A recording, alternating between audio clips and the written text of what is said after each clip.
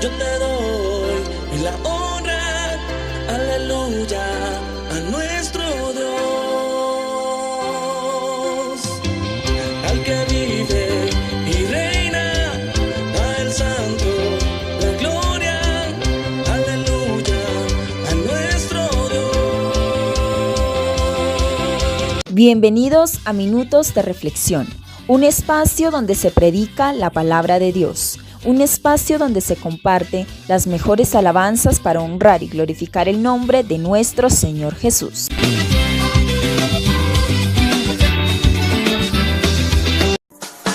De tal manera me amó,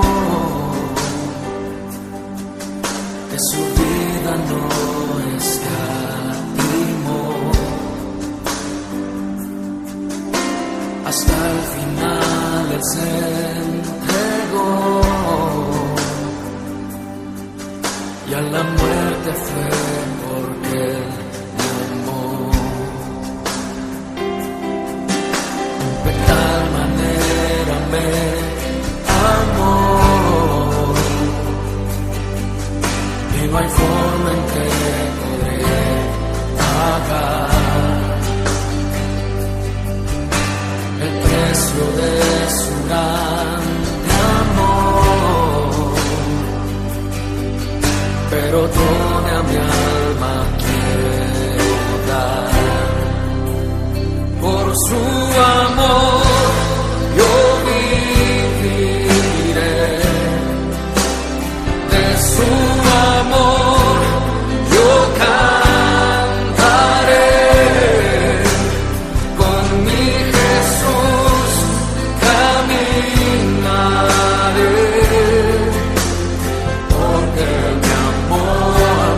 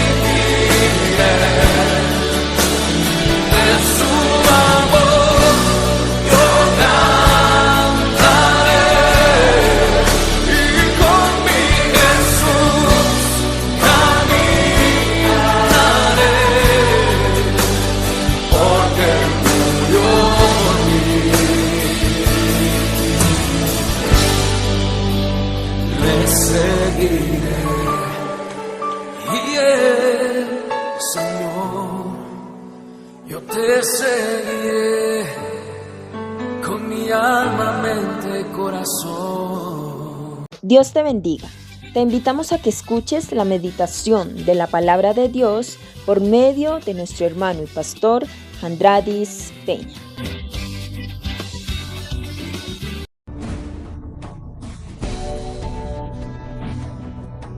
Dice en 1 Corintios 15, 51 al 53. He aquí os digo un misterio. No todos dormiremos, pero todos seremos transformados. En un abrir y cerrar de ojos, a la final trompeta, porque se tocará la trompeta y los muertos serán resucitados incorruptibles. Y nosotros seremos transformados, porque es necesario que esto que es corruptible se vista de incorrupción y esto que es mortal se vista de inmortalidad. ¿Por qué digo que el arrebatamiento es algo espectacular que va a suceder? Porque los muertos en Cristo resucitarán como nuevas criaturas. Pero nosotros que estemos todavía aquí, seremos transformados para irnos con el Señor. Porque esta carne, así como estamos aquí, esta carne no hereda el reino de los cielos. Nosotros tenemos que ser transformados para poder entrar en la presencia de Dios. Una de las etapas de la venida del Señor es ese acontecimiento que va a suceder y es el arrebatamiento de la iglesia. Y la Biblia nos advierte que este acontecimiento vendrá repentino. Esto no va a tener lugar, sino que va a ser de un momento a otro. No hay escrita la fecha, la hora en que Dios viene a arrebatar su iglesia. Eso no está escrito en ningún lado. Pero nosotros sabemos que un día Cristo va a venir a llevar su iglesia. Eso sí lo sabemos. Y sabemos que el Señor viene es por alguien que Él escogió a precio de sangre. Él viene a llevarse lo que es suyo. Si nosotros no somos de Dios, aquí te quedas. Él viene a llevar lo que Él compró a precio de sangre. Él dice que viene por una iglesia santa, sin mancha y sin arrugas. Y a nosotros los que hemos guardado su palabra por tantos años, la palabra de Dios nos dice hoy en Apocalipsis 3:10, por cuanto has guardado la palabra de mi paciencia. Oiga, mis hermanos, en nuestro transitar nosotros tenemos que tener paciencia. ¿Cuánto tiempo nosotros llevamos en esa espera de la venida del Señor? Muchos años. ¿Pero por qué continuamos aquí? Porque sabemos que su palabra se cumple. Y porque sabemos que hay un galardón que nos espera. Eso hace que nosotros tengamos paciencia en esperar con ansia la venida del Señor. Pero entonces el Señor, a causa de nuestra paciencia, nos dice: yo también te guardaré de la hora de la prueba que ha de venir sobre el mundo entero. Por la paciencia que nosotros estamos teniendo, nuestro Dios nos libra ¿de qué? De lo que va a venir en el mundo entero. ¿Qué es lo que va a venir en el mundo entero? Que un día se me trabó la lengua. Desapareceremos muchas personas de esta tierra. Y es ahí donde están, mejor dicho, muchas personas hoy cuadrando todo, que se lo llevaron los marcianos. Porque ahora es fácil decir, hay ovnis que se ven en tales lados y usted va y los mira. Todo esto se está creando porque hay alguien que sí sabe que Cristo viene por su iglesia y es Satanás. Entonces tiene que de alguna forma entretener a los que se quedan de la venida del Señor. ¿Y cómo los va a consolar? Diciéndoles: no, tranquilos. Es normal que se desaparecieran. Se fueron a otro planeta, pero ellos están bien. Para generarles confianza y tranquilidad a los que se quedan. Pero la palabra de Dios dice que la hora de la prueba ha de venir sobre el mundo entero para probar los que moran sobre la tierra. Hoy esta palabra que Dios nos muestra es para que nosotros hoy reflexionemos y analicemos dónde quiero yo pasar la eternidad. Si lo quiero vivir feliz o lo quiero hacer en un tiempo de angustia total. Porque dice la palabra de Dios en Juan capítulo 4, dice: no se turbe vuestro corazón. Creéis en Dios, creed también en mí. En la casa de mi Padre muchas moradas hay. Y si así no fuera, yo no los hubiera dicho. Voy pues a preparar lugar para vosotros. Y si me fuere y os preparare el lugar, vendré otra vez y os tomaré a mí mismo. Hay alguien que ya se fue a preparar morada para nosotros. Y sabéis de dónde voy y sabéis el camino. Pero como siempre hay un incrédulo, le dijo Tomás: Señor, no sabemos a dónde vas. ¿Cómo pues podemos saber el camino? Jesús le dijo: yo soy el camino, la verdad y la vida, y nadie viene al Padre sino por mí. Si me conocieres a mí, también a mi Padre conoceréis, y desde ahora le conocéis y le habéis visto. ¿A quién habían visto ahí? A Jesús. Por eso la palabra del Señor quiere alentarnos hoy, porque hoy todavía hay esperanza de salvación. Hoy todavía tenemos esa oportunidad como seres humanos de tomar la mejor decisión. Pero un día no muy lejano, y yo sé que es así, porque los tiempos se están cumpliendo en que mi Cristo está por arrebatar su iglesia. En 1 Tesalonicenses capítulo 4 verso 16 dice: porque el Señor mismo, con voz de mando, con voz de arcángel y con trompeta de Dios, descenderá del cielo, y los muertos en Cristo resucitarán primero. Luego nosotros, los que vivimos, los que hayamos quedado, seremos arrebatados juntamente con Él en las nubes del cielo, y recibiremos al Señor en el aire, y estaremos para siempre con nuestro Dios. Por tanto, alentaos los unos a los otros con esta palabra. Aleluya, gloria a Dios. ¿Usted sabe que esta palabra se cumple? Esta palabra se cumple. Deme un texto bíblico donde usted me asegure que esta palabra se cumple.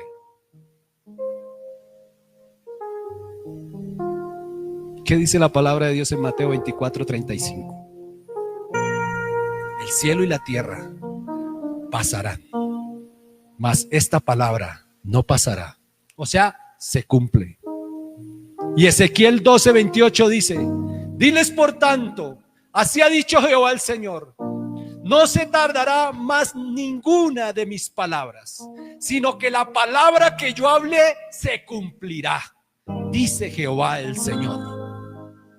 Por eso nosotros esperamos a Cristo. Por eso no dejamos de creer en Él. Nosotros sabemos que antes de que el anticristo aparezca aquí en la tierra, tiene que haber un arrebatamiento de la iglesia del Señor. Porque mientras la iglesia del Señor esté aquí en la tierra, el anticristo no puede reinar, porque aún está el Espíritu de Dios aquí. Y mientras el Espíritu de Dios y la iglesia esté aquí, el anticristo no puede salir. Pero sabemos que un día esta iglesia es levantada, y entonces ahí será también el reinado del anticristo. Y lo leímos en Apocalipsis. ¿Qué va a pasar con el que se queda de la venida del Señor? Tiempo de angustia, de espanto. Las iras de Dios. Las copas, las 7 copas de la ira de Dios. Los 4 jinetes que van a venir a acabar con la población humana. Les va a llegar una horrenda cosa, creo yo, que es vivir en ese tiempo. Y que Dios nos guarde, porque yo, por mí y todos los que quieran seguirme, aquí no nos quedamos, sino nos vamos con Cristo antes de que este ser aparezca, porque este ser aparecerá y va a dejar una imagen, va a crear una imagen allá en la ciudad de Jerusalén, y el que no se postre y adore esa imagen va a tener problemas. Todo aquel que no sea sellado con el sello de la bestia no podrá comprar ni vender absolutamente nada. Imagínese su hijo pidiéndole un vaso con agua y usted imposibilitado de darle un vaso con agua. ¿Por qué? Porque usted no está adorando a esa bestia. Entonces, si tú ves a tu hijo llorando, ¿qué vas a hacer? Vas inmediatamente a arrodillarte ante esa bestia. Vas a vender lo que Dios te puso en tu corazón por amor a que tu hijo no sufra. Ay de los que se quedan. Y estoy hablando de hijos ya adultos, porque el reino de los cielos es el de los niños. Dejad venir los niños a mí y no se lo impidáis, porque de ellos es el reino de los cielos. ¿Por qué el arrebatamiento de la iglesia es un evento sin señal? No va a haber señal. Esto quiere decir que va a ser de una forma repentina. No va a haber oportunidad, sino que va a ocurrir de un momento a otro.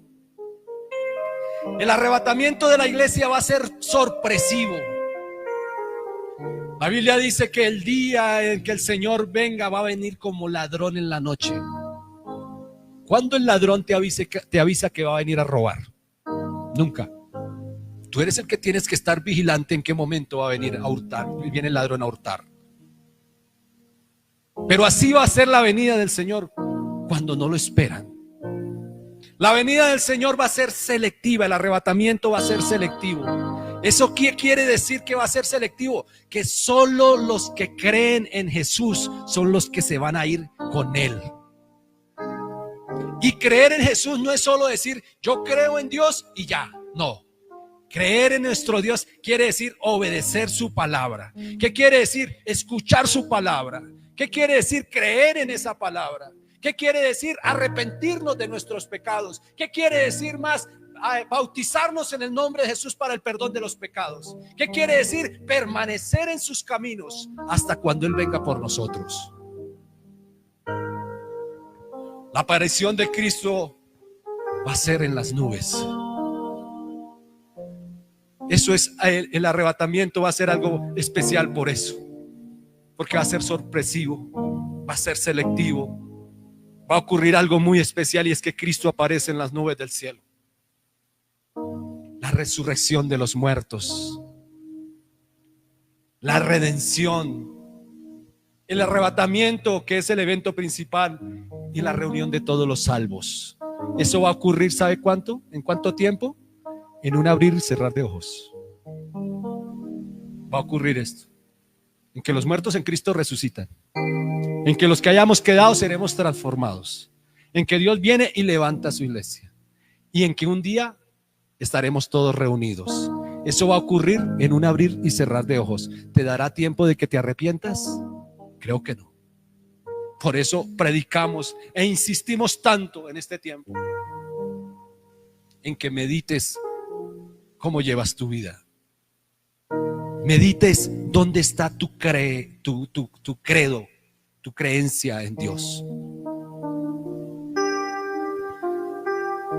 Digo que el arrebatamiento es un evento espectacular.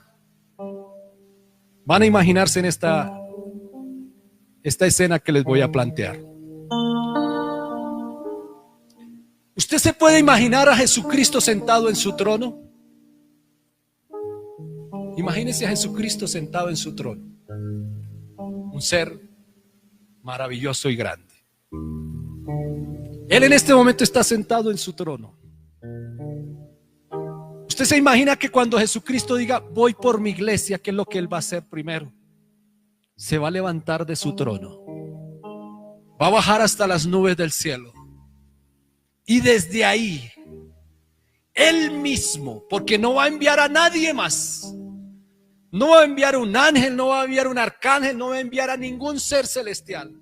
Dice la palabra de Dios que Él mismo se levantará con voz de mando, con voz de trompeta, con voz de arcángel. Y Él mismo es el que va a llamar a sus escogidos. Es Él mismo, no es ninguna persona más.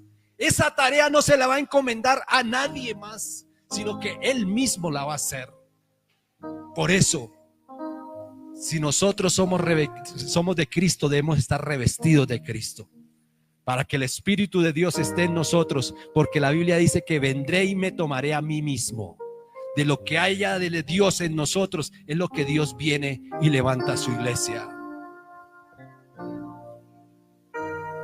Por eso les decimos a los que todavía no creen, nosotros, como dice Tito 2:13, aguardamos la esperanza bienaventurada y la manifestación gloriosa de nuestro gran Dios y Salvador Jesucristo. ¿Cuántos aguardan esa esperanza? Por eso la Biblia dice, muchos son pocos los escogidos, muchos los llamados, pocos los escogidos. Lamentablemente es eso. No todos están preparados para irse con Cristo. Y perdóneme, se lo digo así de crudo. Pero leíamos por la palabra de Dios que esta palabra se cumple porque se cumple. Por eso nosotros aguardamos la esperanza bienaventurada y la manifestación gloriosa de nuestro gran Dios y Salvador Jesucristo, quien se dio a sí mismo por nosotros para redimirnos de toda iniquidad y purificar para sí un pueblo propio, celoso de una buena obra. Pero ¿qué ha pasado hoy en día? El hombre ha perdido la fe y el creer en Dios. ¿Por qué el hombre ha perdido la fe y creer en Dios? Porque nos hemos fijado más en lo que hacen los demás que en fijarnos en Cristo. Hoy, ¿cuántos ponen sus miradas en aquellos profetas, en aquellos ministros, en aquellos pastores? Y ponen más la mirada en ellos, de tal forma que no tienes una paz en tu corazón, porque los ves progresar, porque los ves porque tienen. Y dice, a eso es que crean las iglesias, para llenarse los bolsillos de dinero. Y eso daña tu fe. Porque ves a tu hermano que se dice ser cristiano y está pecando. ¿Yo para qué me convierto al evangelio si mire, ese es un pecador?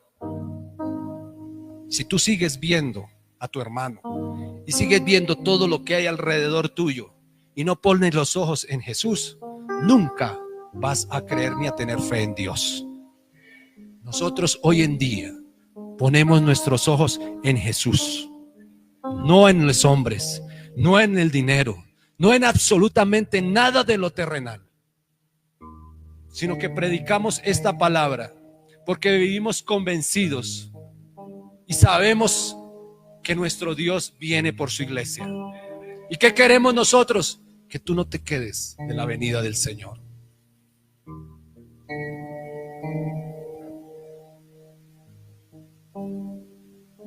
En Romanos capítulo 6, verso 23, hay algo escrito. ¿Qué dice Romanos 6, 23? Léalo en voz alta, por favor. Ayúdeme.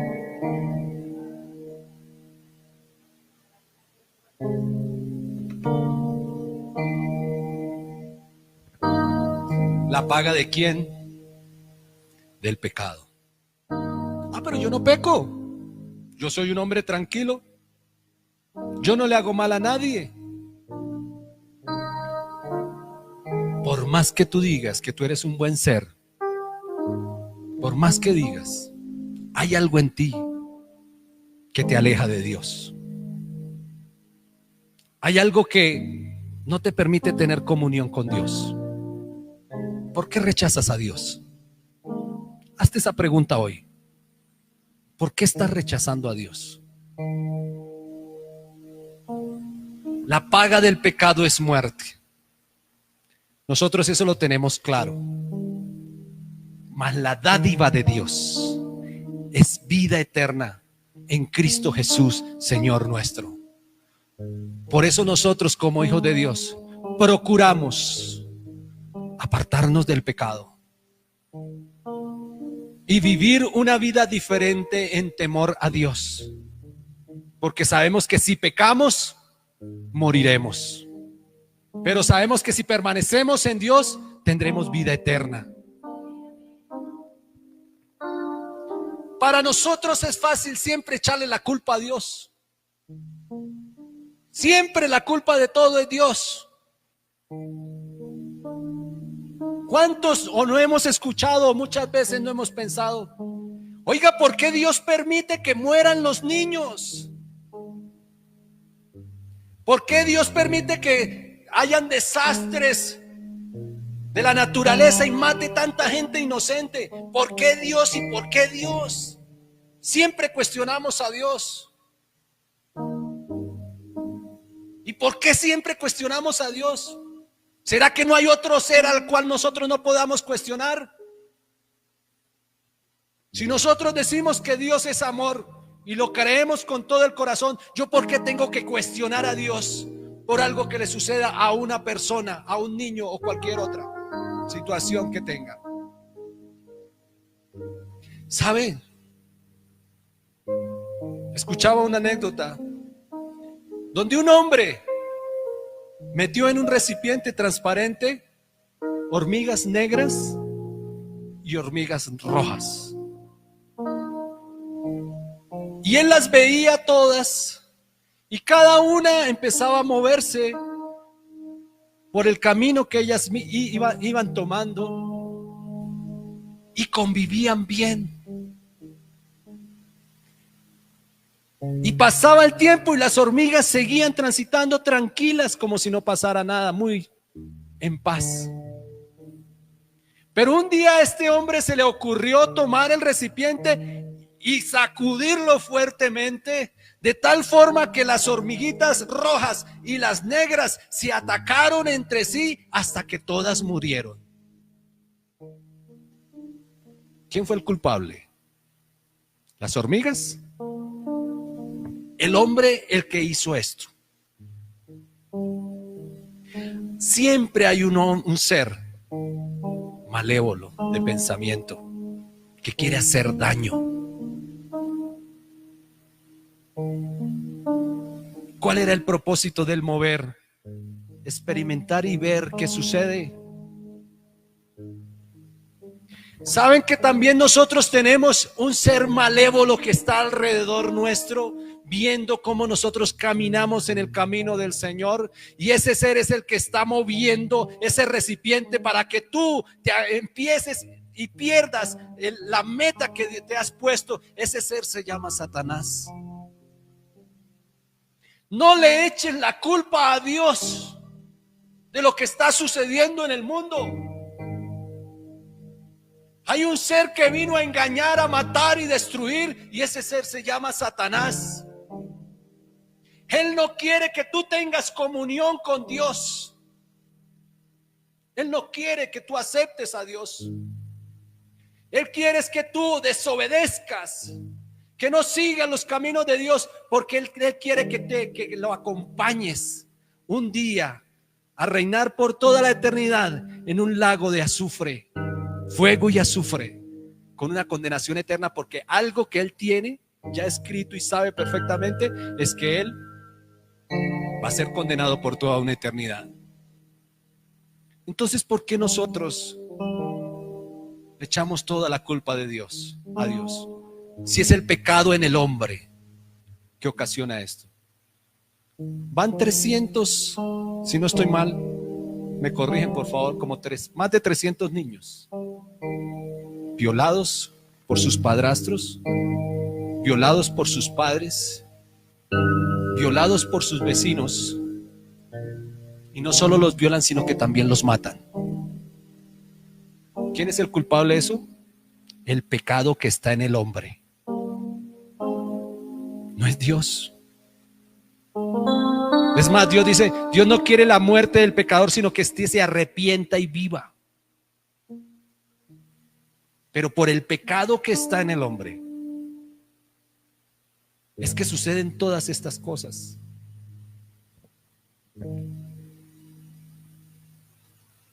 Y como les decía, hay un enemigo alrededor nuestro que está buscando zarandearnos todo el tiempo. Lucas capítulo 22, verso 31 dice: dijo también el Señor: Simón, Simón, he aquí Satanás os ha pedido para zarandearos como trigo. ¿Quién era Simón? Simón Pedro. Y el Señor Jesús le dijo a Simón que Satanás había ido como a pedir permiso a él para zarandear a Pedro. ¿Sabe? Satanás no hace nada de por sí solo. Satanás tiene que pedirle permiso a Dios. Y Dios conoce el corazón de cada uno de nosotros. Y Él sabe si nosotros podemos resistir la prueba o no la podemos resistir. El Señor sabía que Satanás quería sacudir la fe de Pedro para que se alejara de Dios y siguiera sus propios caminos. Pero en Lucas 22, 33 dice: pero yo he rogado a ti que tu fe no te falte. Hoy has perdido la fe en Dios, pero hoy la palabra de Dios nos dice que Él sigue pidiendo para que nosotros, nuestra fe no nos falte. Y tú, una vez vuelto, confirma a tus hermanos. ¿Pero qué respondió Pedro? Le dijo: Señor, yo tengo una fe grande en usted. Señor, dispuesto estoy a ir contigo, no solo a la cárcel, sino también a la muerte. Oye, qué fe tan poderosa la que tenía Pedro. ¿Sabe por qué Pedro tenía esa fe ahí? Porque tenía a Jesús ahí al frente. Por eso tenía esa fe. Pero ¿qué pasó? Que cuando a Jesús lo cogieron y lo llevaron preso, Pedro quedó solo e inmediatamente su fe decayó. Y le fue fácil negar al Señor 3 veces. Quitó la mirada de Jesús. ¿Dónde tenemos puesta nuestra mirada nosotros en este momento? ¿Sabes una cosa? Tú no necesitas fe cuando tú estás bien. Si tú estás enfermo, ahí sí clamas a Dios. Pero si tú estás bien, te olvidas de Dios. Si tu familia está bien, hasta te olvidas de Dios. Pero si tiene una necesidad tu familia, tú clamas a Dios. Entonces, cuando estamos bien, no es probada mi fe, sino es realmente cuando yo estoy mal, cuando estoy en prueba, cuando estoy siendo zarandeado, porque es ahí donde yo realmente voy a ver qué tanta fe tengo en Dios.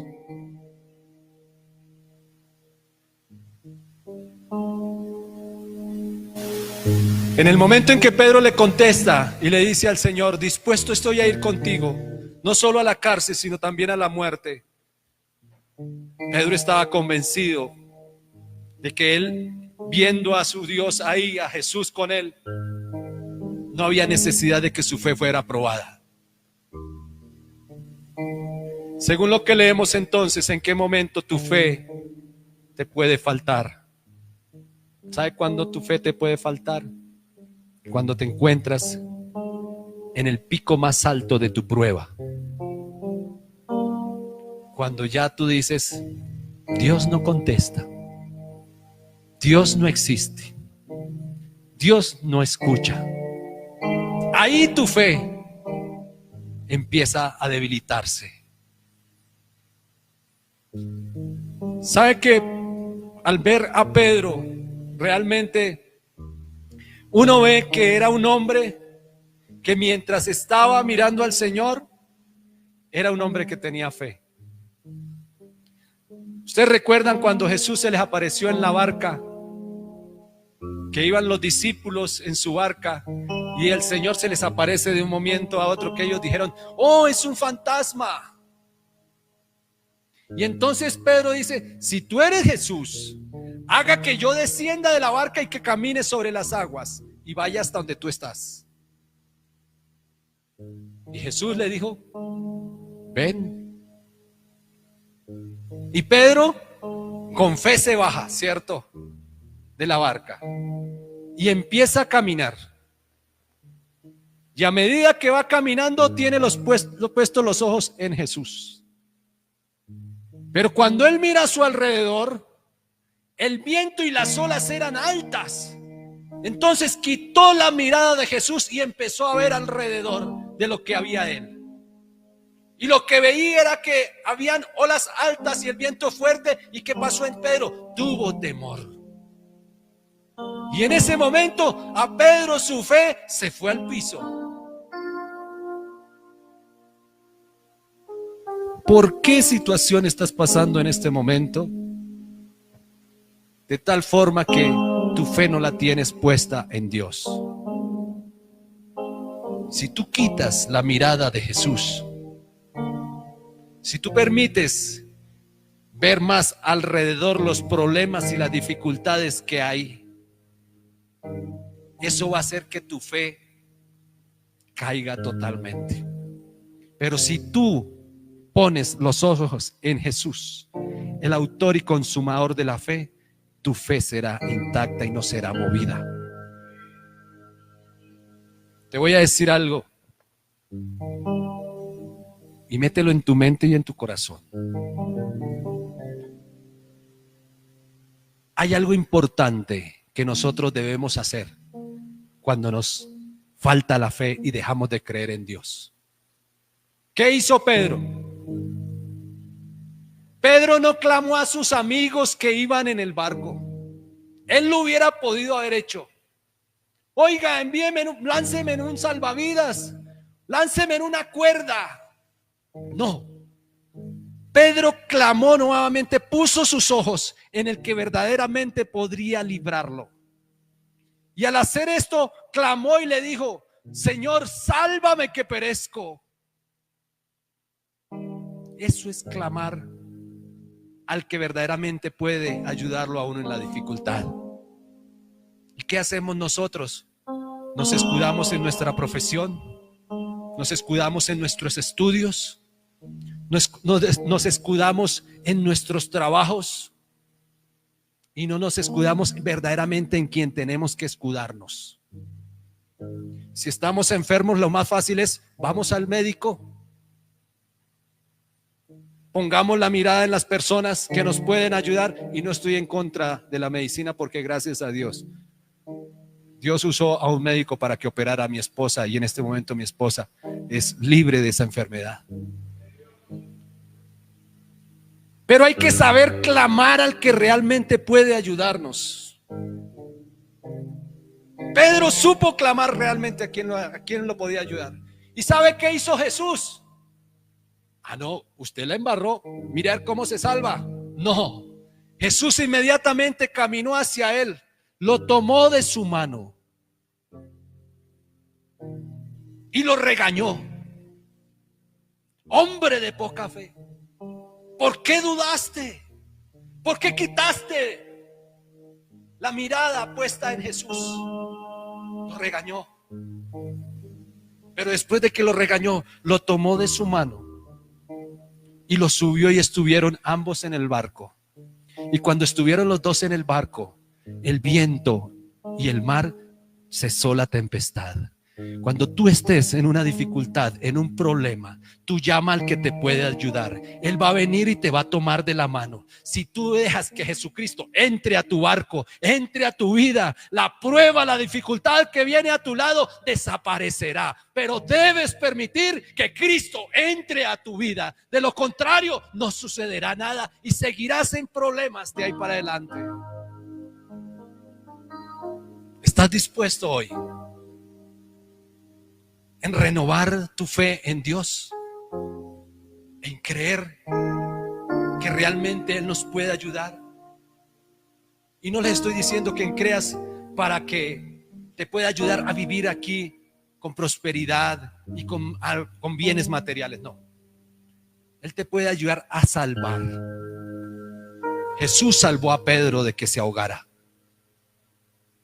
porque ninguno de sus amigos se botó a salvar a Pedro. Por eso Pedro clamó a Dios y Dios vino y lo salvó. Por eso la Biblia nos dice hoy, puesto los ojos en Jesús, el autor y consumador de la fe. ¿Cómo está tu fe hoy en día con Jesús? ¿Está fuerte? ¿Está débil? ¿O murió tu fe? ¿Cómo está tu fe en el Señor? De acuerdo a cómo esté tu fe en el Señor, tienes la posibilidad de que Cristo venga y te arrebate y se vaya con Él. Pero si tu fe está débil, si ya no tienes fe, inmediatamente estás propenso a que cuando Cristo venga y levante su iglesia, tú te quedes de la venida. Y eso es lo que no queremos hoy. Hoy queremos que en el nombre de Jesús tú renueves tu fe, que creas realmente en Jesús. Invítalo a que entre a tu vida. No te hagas más el rogar. ¿Cuántas veces te han hablado del evangelio? ¿Cuántas veces papá, mamá, un hermano te ha hablado del evangelio y tú no has querido obedecer la palabra de Dios? Recuerde que un día esto se terminará y puede que nosotros partamos y muramos y ya no habrá esperanza para ti si tú mismo no tomas la decisión. ¿Cuántos hoy en día quisieran coger su familia en su casa y decir, hijos o su esposa, vámonos para culto a alabar a Dios? Y no lo pueden hacer. Tienen que arrancar solos muchas veces porque hay una división en su hogar.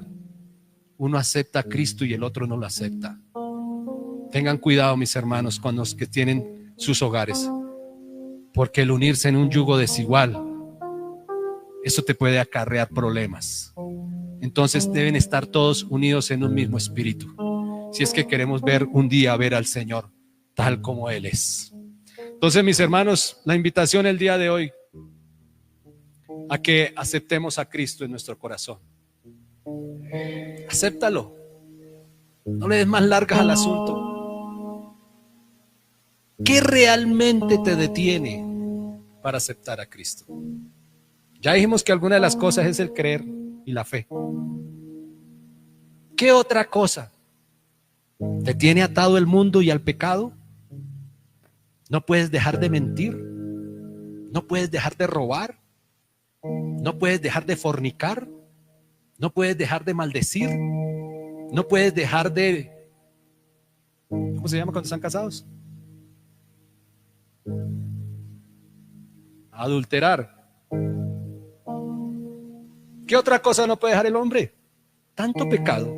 Los vicios, el trago. Uy, el trago es algo que el hombre vive esclavo. El trago y los vicios, cualquiera que es como se llamen. Por eso estás cambiando tu salvación. ¿Vale la pena? ¿Vale la pena realmente que le des prioridad a tus necesidades que tienes como carnales? ¿O prefieres crucificar esa carne y realmente entregarte a Cristo? Recuerda que la paz para tu alma la puedes encontrar rindiéndote a los pies de Cristo. Somos el ministerio, un encuentro con Jesús.